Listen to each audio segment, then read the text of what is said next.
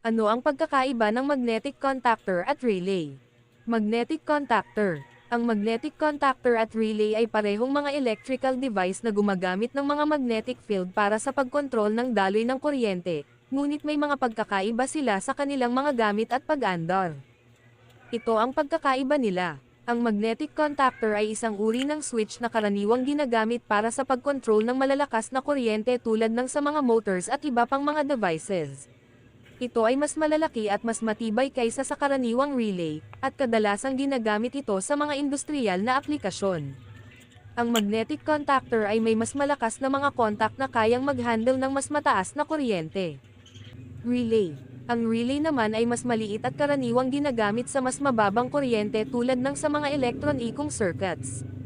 Ito ay madalas gamitin para sa automation, remote control, at iba pang mga kontroladong proseso. Ang relay